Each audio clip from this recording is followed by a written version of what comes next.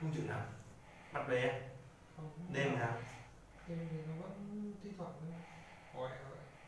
Nó chỉ tức là không sâu thôi, chỉ thời ít là Ngày trời lạnh thì về mà trời lạnh ấy, thì quấn trũn được cho nó, quấn khăn với lại gặp trũn cho nó thì kiểu nó bó chặt người, nó ngủ ngon hơn. Trời này không mấy mà trời này nó ôi chịu quá ôi.